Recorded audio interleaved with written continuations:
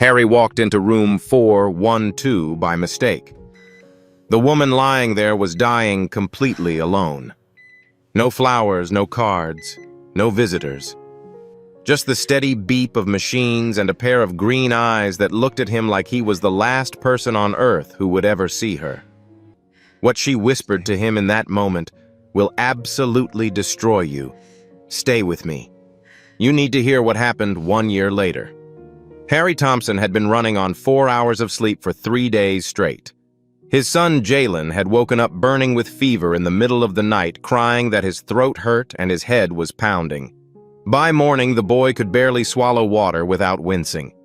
The pediatrician's office was booked solid, so Harry drove to the emergency room at St. Francis Memorial, the same hospital where his wife had died 5 years ago, giving birth to the very child now slumped against his shoulder. He hated this place. Hated the antiseptic smell, the fluorescent lights, the way his chest tightened every time he walked through those automatic doors. But Jalen needed a doctor, and Harry had learned long ago that what he needed didn't matter nearly as much as what his son required. The waiting room was packed. Harry found 2 seats near the window and settled Jalen onto his lap, the boy's forehead hot against his neck. 3 hours they waited. 3 hours of Jalen drifting in and out of sleep while Harry watched the clock and calculated how much money he was losing by missing his shift. He worked as a maintenance technician for a property management company, fixing broken pipes and faulty wiring in apartment buildings across the city. The pay was decent when he could get overtime, but there was no such thing as sick days. Every hour he sat in this waiting room was an hour he wasn't getting paid. When they finally called Jalen's name, the diagnosis came quick: strep throat. The doctor prescribed antibiotics and told Harry to make sure the boy rested for at least 2 days. 2 days. Harry didn't have 2 days. He had a landlord expecting rent in a week and a refrigerator that was running low on everything except ketchup and hope. But he nodded, thanked the doctor, and carried Jalen back out to the hallway. A nurse he recognized from previous visits, an older woman named Dorothy, who always had lollipops in her pocket, offered to watch Jalen for a few minutes while Harry used the restroom. He thanked her and headed down the corridor, his mind already racing through the logistics of the next 48 hours. Maybe his neighbor could watch Jalen tomorrow. Maybe he could swap shifts with someone. Maybe Harry pushed open a door he thought was the restroom and stepped inside. It wasn't the restroom. It was a hospital room, small and quiet, with late afternoon light filtering through half-closed blinds. And in the bed near the window lay a woman. She looked young, maybe late 20s, with dark hair spread across a white pillow. Her skin had that grayish pallor that Harry recognized from his wife's final days. An IV drip hung beside her bed and a heart monitor beeped steadily in the corner. But what struck him wasn't the medical equipment or the obvious signs of serious illness. It was the emptiness of the room. No get-well cards taped to the wall, no jacket draped over the visitor's chair, no half-empty coffee cup suggesting someone had just stepped out. Nothing to indicate that anyone in the world knew or cared that this woman was here. Harry stood frozen in the doorway, one hand still on the door handle. He should apologize and leave. He should find the actual restroom, get Jalen, and go home. He had 100 things to worry about that had nothing to do with a stranger in a hospital bed. But then she opened her eyes. They were green, those eyes, and they held no surprise when they found him standing there. No confusion, no alarm. Just a tired recognition, as if strange men wandered into her room all the time, and it had long since stopped mattering. The woman looked at him the way you might look at a bus you already knew you were going to miss. "You'll leave too," she said. Her voice was soft, roughened by whatever illness was consuming her. "Everyone does." The words hit Harry somewhere deep in his chest. Not because they were dramatic or self-pitying, they weren't. They were simply factual, delivered with the calm certainty of someone stating that the sky was blue or that winter followed autumn. She expected nothing from him. Expected nothing from anyone. And somehow that was worse than if she had begged him to stay. Harry thought about his wife, Sarah. The last 2 weeks of her life, when complications from childbirth had turned a joyful occasion into a nightmare. He remembered sitting beside her bed, holding her hand, watching monitors, and praying to a God he wasn't sure he believed in. But at least she hadn't been alone. At least someone had been there to hold her hand when she couldn't hold on anymore. Who was holding this woman's hand? The answer was obvious. No one. He let go of the door handle and took a step into the room. "I'm Harry," he said. "I'm not supposed to be here. Walked into the wrong room looking for the restroom." A ghost of something not quite a smile but close crossed her face. "The restroom is 2 doors down on the left." "I know that now." He didn't move toward the door. "What's your name?" She studied him for a long moment, as if trying to determine whether he was real or some fever dream conjured by medication and loneliness. "Serena." "Serena." He nodded. "That's a pretty name. How long have you been here?" 4 months. 4 months in this room. 4 months with no visitors, no cards, no one. Harry felt something crack open in his chest. "I have a son," he said. "He's 5. Got strep throat, so we're here getting him checked out. He's waiting for me down the hall." He wasn't sure why he was telling her this. Maybe because she looked like she hadn't heard a human voice speak to her about something normal in a very long time. Serena's eyes flickered with something that might have been interest. "You should get back to him."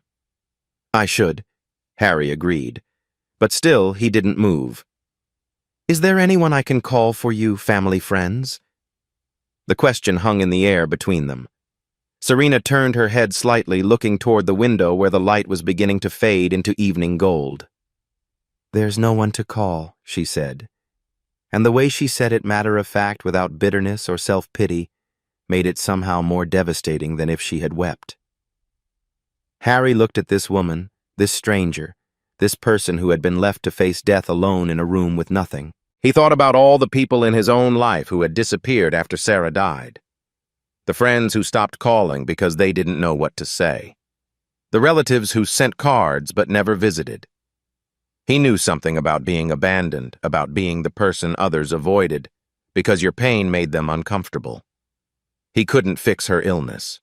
He couldn't bring back whoever had left her here. But he could do one small thing. "I have to go get my son," Harry said. "But I'll come back. Tomorrow, maybe, if that's okay." Serena looked at him with those tired green eyes, and he could see she didn't believe him. Why would she? Everyone else had made promises they didn't keep. "You don't have to do that," she said. "I know." Harry moved toward the door. "But I will." He found the restroom, collected Jalen from the kind nurse, and drove home through the darkening streets. But that night, after Jalen was asleep and the apartment was quiet, Harry sat at the kitchen table and couldn't stop thinking about the woman in room 412, the woman who expected nothing, the woman who had no one. Harry went back the next day. He told himself it was just to check on her, just to prove that he was a man who kept his word. Jalen was feeling better after the antibiotics kicked in, so Harry dropped him off with Mrs. Patterson next door and drove back to St. Francis Memorial. He stopped at a convenience store on the way and stood in the flower aisle for 10 minutes feeling foolish. What kind of flowers do you bring a dying stranger? He finally grabbed a small bouquet of yellow daisies because they looked cheerful without being too romantic and because they only cost $8. When he walked into room 412, Serena was awake. She turned her head at the sound of the door, and when she saw him standing there with flowers in his hand, something shifted in her expression. Not hope, exactly. More like confusion. "You came back," she said. "I said I would." Harry crossed the room and looked around for somewhere to put the daisies. There was no vase, of course.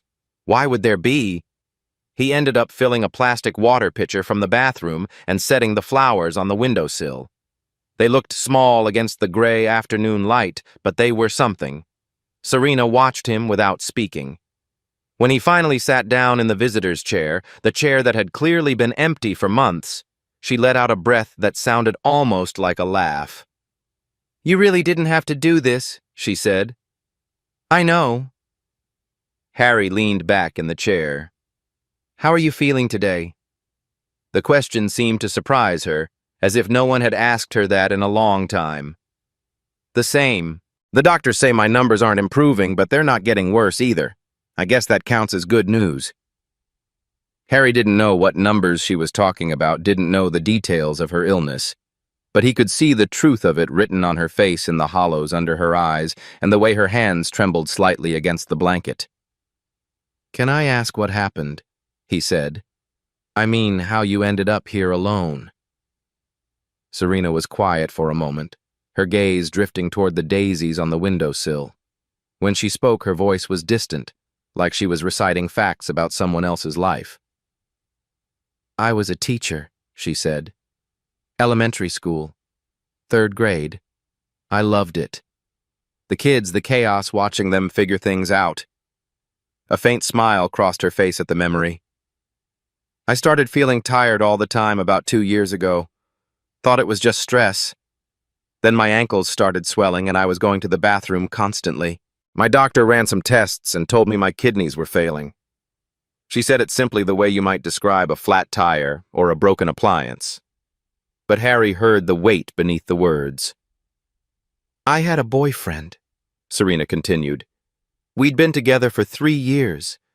I thought we were going to get married. When I started dialysis, he stuck around for about 6 months. Then one day he came to visit and said he couldn't do it anymore. Said he didn't sign up to be a nurse." Harry felt anger flare in his chest, hot and sudden. "He left because you got sick. People leave when things get hard." Serena's voice held no bitterness, just a weary acceptance. "My parents live in Ohio. They came out when I first got diagnosed, but they're both in their 70s. My dad has his own health problems. They can't afford to fly back and forth, and I told them not to. What's the point of them sitting here watching me die?" "And your friends?" Serena's smile was sad. "Funny thing about being sick for a long time. People want to help at first.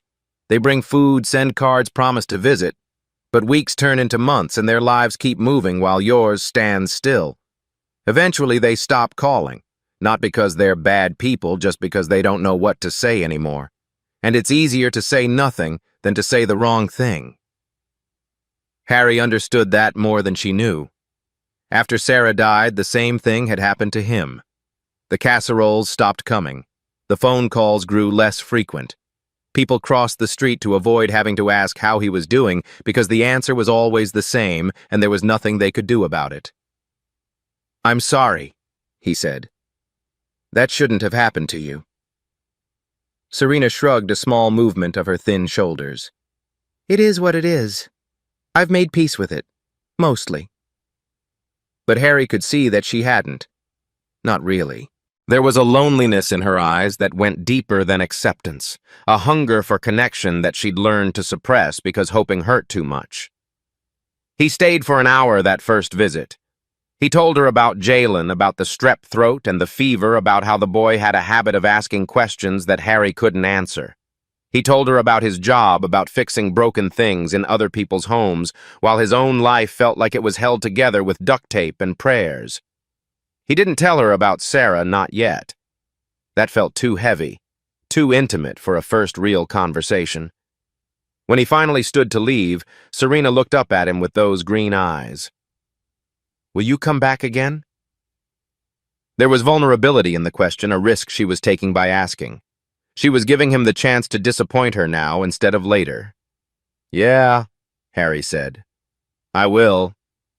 And he did. Over the next 2 weeks, Harry fell into a routine. He would work his shifts, pick up Jalen from school or from Mrs. Patterson's apartment, make dinner, get the boy into bed, and then sit in his quiet kitchen thinking about Serena. On days when he could manage it, when his schedule allowed and Mrs. Patterson was available, he would drive to St. Francis and spend an hour or two in room 412. He brought her things, small things. A paperback novel he found at a thrift store because she mentioned she used to love reading. A chocolate bar because hospital food was terrible. A photograph of a sunset he'd taken with his phone because she said she missed seeing the sky change colors. Serena protested at first. She told him he was wasting his time, that he had a son to take care of and a life to live. But Harry kept coming back, and slowly her protests faded. She started saving her best stories for his visits, little anecdotes about her students that made him laugh. She asked about Jalen, constantly wanting to know what he'd said at dinner, what books he liked, whether he'd made any friends at school. It took Harry 3 weeks to realize what was happening. He was falling in love. The realization hit him one evening as he was driving home from the hospital. He'd spent 2 hours with Serena just talking, and when he'd finally said goodbye, she'd reached out and squeezed his hand. That touch, her thin fingers against his palm, had stayed with him the whole drive home. He could still feel it now, a warmth that spread through his chest whenever he thought about her. But the warmth was complicated by fear, because Serena was dying. The doctors had told her she needed a kidney transplant, but she wasn't high on the waiting list. Without a living donor, her chances of getting a kidney in time were slim, and Harry understood with a clarity that made him sick to his stomach that he was falling in love with a woman he was almost certainly going to lose. The question that kept him awake at night was simple and brutal. Did he have the right? He was a single father. Jalen depended on him completely. If Harry let himself love Serena, if he let her into his heart and then lost her, would he be able to keep functioning? Would he be able to get up in the morning and make breakfast and drive his son to school and pretend that everything was fine? He'd barely survived losing Sarah. He wasn't sure he could survive losing someone again.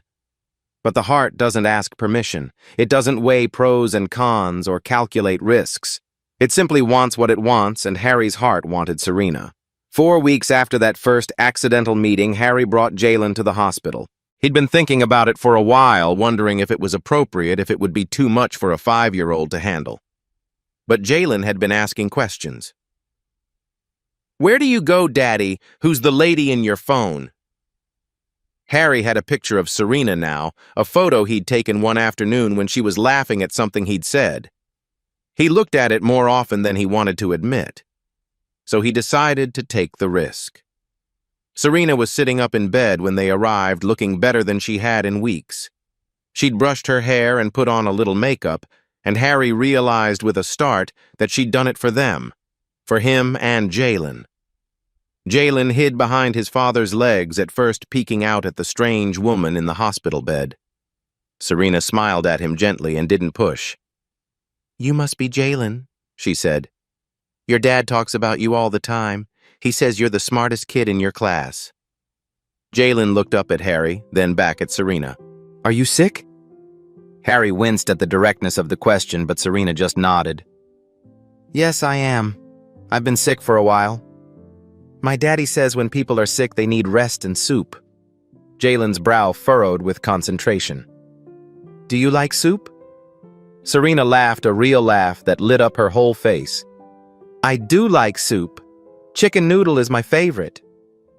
"That's my favorite too." Jalen seemed to consider this a major revelation. He stepped out from behind Harry's legs and moved closer to the bed. "Are you sad? My daddy says when I'm sad I should hug somebody. Hugs make everything better." Before Harry could say anything, Jalen climbed onto the edge of the bed and wrapped his small arms around Serena. It was an awkward hug, the kind only a 5-year-old could give all elbows and enthusiasm. But Serena's face crumpled, and she pulled the boy close, and Harry watched as tears spilled down her cheeks. She hadn't been hugged in months, maybe longer. And this little boy, this child who didn't know her at all, had given her something that no medicine could provide. When Jalen finally let go, Serena wiped her eyes and smiled at him. "You're right," she said, her voice thick. "Hugs do make everything better." That night, after Harry put Jalen to bed and sat alone in his kitchen, he knew he'd crossed a line. This wasn't just about kindness anymore. This wasn't just about being a good person who visited a lonely woman in the hospital. This was love, real and terrifying, and completely irrational. He loved Serena, and his son already adored her. But what happened when she died? What happened when Jalen asked where the nice lady in the hospital went, and Harry had to explain that she was gone forever. He'd already had that conversation once about a mother his son couldn't remember. He couldn't bear the thought of having it again. A week after Jalen's visit, Serena's condition worsened. Harry arrived at the hospital to find her room in chaos. Doctors and nurses rushed in and out, machines beeped urgently, and Serena lay pale and still in her bed, barely conscious. A nurse told Harry that her remaining kidney function had dropped dramatically. She was being moved to intensive care. He wasn't family, so they wouldn't let him stay. He sat in the waiting room for 6 hours, staring at the wall, feeling more helpless than he had since the night Sarah died. When they finally stabilized her, a doctor came out to explain the situation.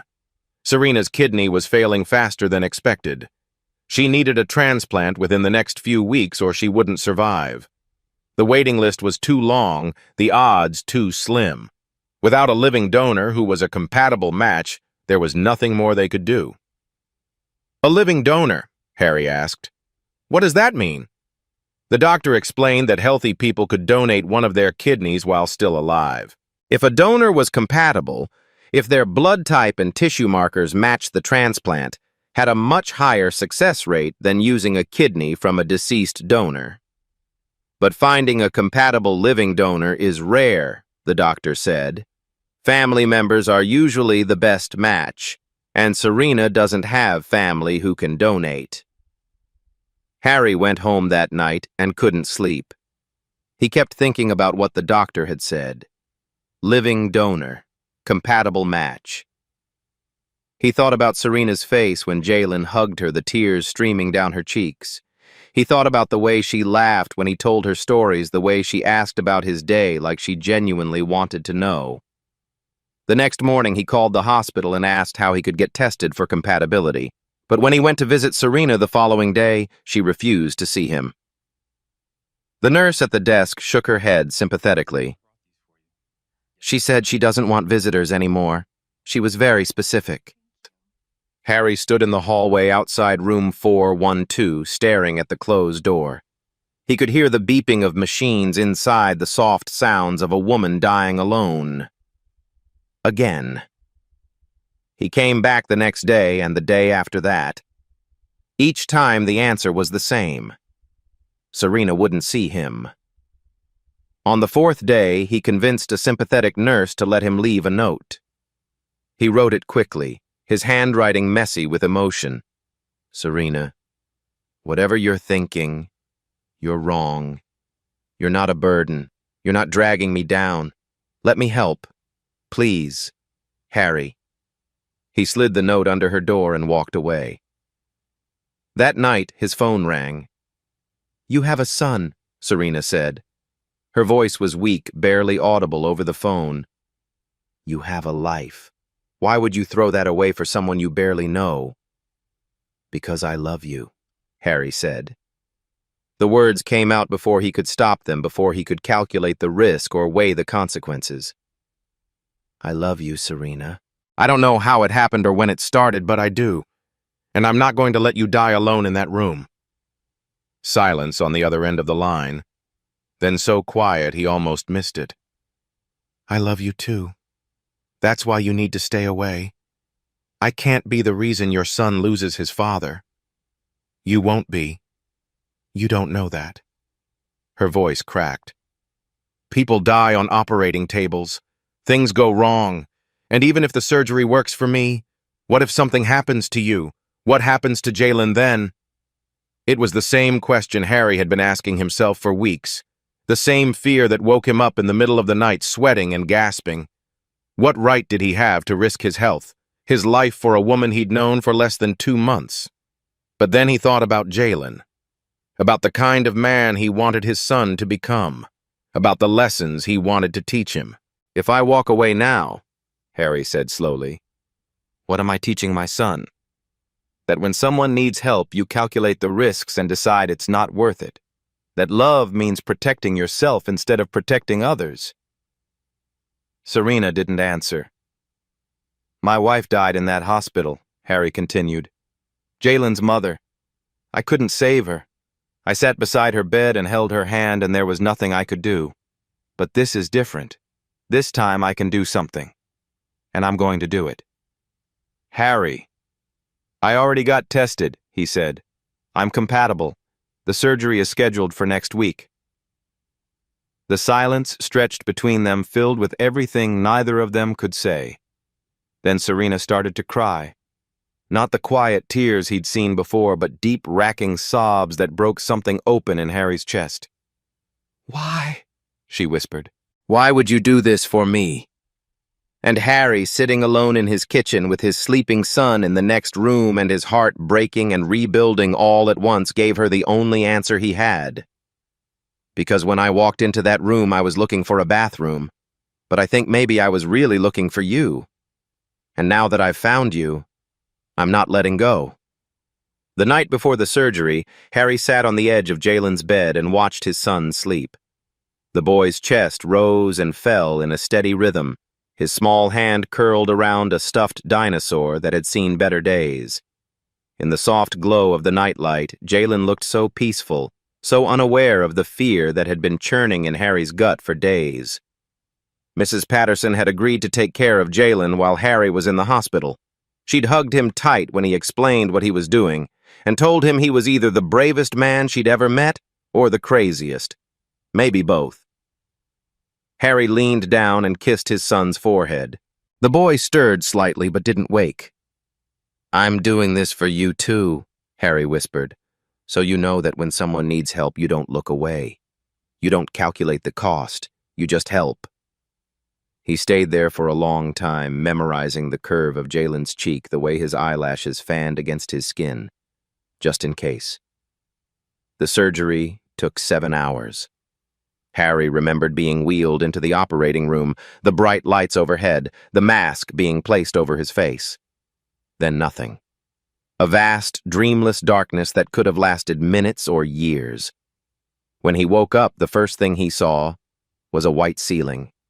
The second thing was pain, a deep, throbbing ache in his side that made every breath feel like a small victory. The third thing was a nurse checking his vitals and smiling down at him. Surgery went well, she said. Both surgeries, actually.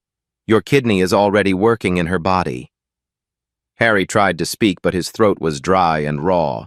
The nurse gave him ice chips and told him to rest, but he couldn't rest, not until he knew.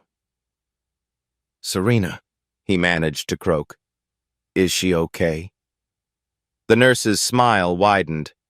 She's in recovery. She's doing great. Better than great, actually. Her body accepted the kidney immediately. The doctors are calling it one of the smoothest transplants they've seen. Harry closed his eyes and let the tears come. He didn't try to hide them or wipe them away.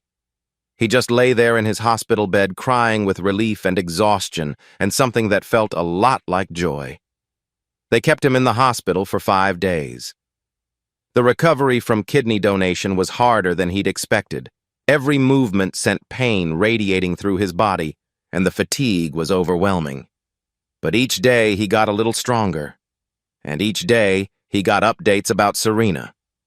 On the 3rd day, they wheeled him to her room.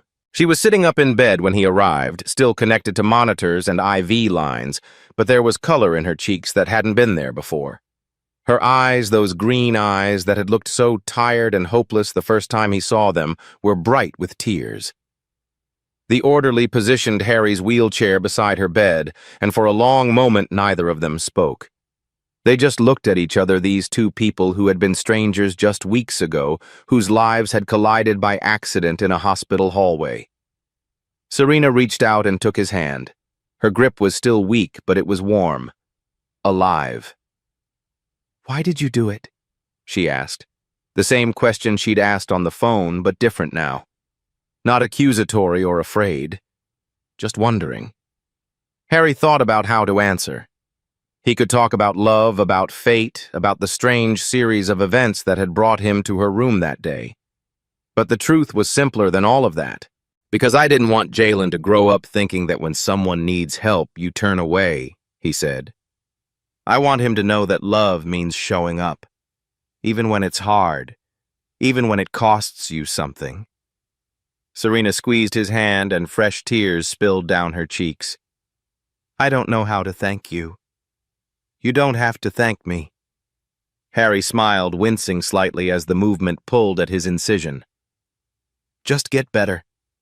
That's all I want. She did get better. The recovery was slow weeks of hospital care, then months of follow-up appointments and medications and careful monitoring. But Serena's body had accepted Harry's kidney like it had been waiting for it all along. Her numbers improved steadily. Her strength returned. And slowly, carefully, she began to believe that she might actually have a future. 2 months after the surgery, Serena left St. Francis Memorial for the first time in over 6 months. Harry was there to pick her up, Jalen bouncing excitedly in the back seat of their old Honda. When Serena climbed into the passenger seat, Jalen immediately started talking. He told her about his school, his friends, the drawing he'd made for her that was taped to the refrigerator at home. He told her about the room his dad had cleaned out for her, the one that used to be storage but now had a real bed and curtains with flowers on them. Serena turned around to look at the little boy, and her face was radiant with something Harry hadn't seen before. Hope. Real, unguarded hope. You made me a room, she asked. Daddy said you're going to live with us now, Jalen announced. Is that true? Are you going to be my friend forever? Serena looked at Harry, a question in her eyes. He hadn't actually discussed this with her, hadn't wanted to presume to push too hard too fast, but he'd been hoping. If she wants to, Harry said carefully. Our home isn't much, but it's warm, and Jalen thinks you make the best hot chocolate even though you've never actually made him hot chocolate. Serena laughed, a sound that filled the car and made Harry's heart swell. I do make excellent hot chocolate. It's one of my many hidden talents. She moved in that weekend. The apartment was small, and having 3 people in a space designed for 2 took some adjustment, but they figured it out the way families do. Serena helped Jalen with his reading in the evenings, sitting beside him on the couch with a stack of picture books. Harry came home from work to find dinner waiting, something Serena insisted on doing, even though she was still supposed to be taking it easy. They weren't married yet. They weren't even officially dating, not in any traditional sense. They were just 2 people building a life together one day at a time, figuring out what it meant to be a family. But Harry knew with a certainty that surprised him that this was what he wanted. Forever. He proposed on a Tuesday, 11 months after he'd walked into the wrong hospital room. It wasn't romantic, not in the movie sense. He didn't get down on one knee or hire a skywriter or hide a ring in a champagne glass. He just came home from work, found Serena and Jalen playing Go Fish at the kitchen table, and said the words that had been building in his chest for months. I want to marry you, he said. I know it's fast, and I know we started in the strangest way possible, but I love you, and Jalen loves you, and I don't want to spend another day wondering what we are. I want you to be my wife. I want us to be a family, a real one. Serena looked up at him, cards still in her hand, and her eyes filled with tears. Jalen looked between them, confused but excited. Does this mean Serena's going to be my mom? The boy asked. And Serena, who had once lain alone in a hospital room believing that no one in the world cared whether she lived or died, smiled through her tears and said yes. The wedding was small. Just a ceremony at the courthouse with Mrs. Patterson and a few of Harry's co-workers as witnesses. Serena wore a simple white dress that she'd found at a thrift store, and Harry wore the only suit he owned, the one he'd bought for Sarah's funeral years ago. Jalen carried the rings on a pillow and took his job very seriously. When the officiant pronounced them husband and wife, Harry kissed Serena and felt something shift in his chest. Not the closing of an old wound exactly, more like the beginning of something new growing around it. The grief for Sarah would always be there, but there was room for joy, too. Room for love. Room for a future he hadn't dared to imagine. That night, after Jalen was asleep and the apartment was quiet, Harry and Serena stood at the kitchen window looking out at the city lights. I keep thinking about that day, Serena said softly. What if you hadn't walked into the wrong room? What if you'd found the bathroom on the first try? Harry put his arm around her, pulling her close. Then I would have missed the most important wrong turn of my life.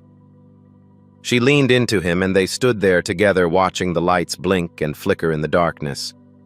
Sometimes kindness is just a small thing, a man who stays, when he could leave a hand that reaches out when it could pull away.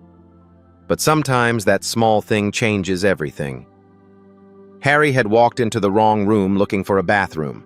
He'd found a family instead. If this story moved you, I hope you'll take a second to subscribe. We share stories like this one every week, real moments of love, hope, and the kind of kindness that changes lives. Hit that subscribe button so you don't miss the next one. And thank you for being here. It means more than you know.